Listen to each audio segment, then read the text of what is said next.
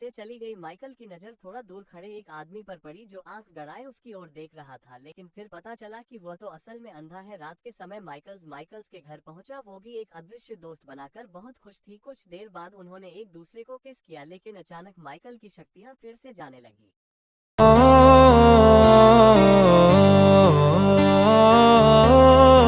इससे पहले कि स्टेला उसका चेहरा देख पाती, वो वहां से भाग निकला। कुछ समय बाद स्टेला जिम्नास्टिक्स हॉल में अकेली प्रैक्टिस कर रही थी जब अचानक किसी ने उस पर एक डांट से हमला किया। जल्द ही वह बेहोश होकर गिर पड़ी। अपने घर पर बैठा माइकल ठान लेता है कि अब वो स्टेला को अपनी शक्तियों के बारे में बता देगा। वह अपने कुत्ते को घुमाता हुआ जिम्नास्टिक्स हॉल के पास पहुंचा, जहां उसने मुखौटा पहने एक आदमी को देखा जिसने स्टेला को अपने कंधे पर उठाया हुआ था। माइकल ने उसे रोकने की बहुत कोशिश की। उसकी कुत्ते ने तो उस आदमी के हाथ पर काट भी लिया, लेकिन बाद में किसी तरह स्टेला को अगवा करके वहां से भाग निकला। कुछ देर बाद पुलिस वहां आ गई और उन्हें समझ आया कि बच्चे घर से भागी नहीं बल्कि उन्हें तो किडनैप किया गया है।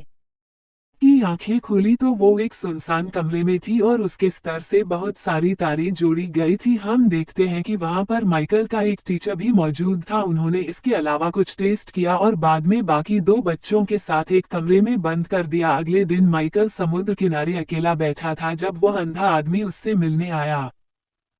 वो उसके पूछे से पहले ही उसके सभी सवालों का जवाब दे रहा था, मानो वह आदमी माइकल का दिमाग पढ़ सकता हूँ। उसने बताया कि उसका नाम आंद्रेस है और वो माइकल का असली बेटा। माइकल ने उसकी बात नहीं मानी और चिल्लाकर कहा कि तुम झूठ बोल रहे हो, लेकिन फिर द्रेज ने उसे पूरी कहानी सुनाई। उसने बताया कि वह रूस के गांव में रहने वाला एक आम लड़का था, लेकिन एक दिन न्यूक्लियर रेडिएशन के लीक होने की वजह से उनके गांव के ज्यादातर लोग मारे गए, लेकिन जो बच गई उनके अंदर करिश्माई शक्ति आ गई थी। इस बारे में पता चलते ही फौज ने उन्हें हथियारों की तरह इस्तेमाल करने का प्लान बनाया। वो उन पर खूब अजीबोगरीब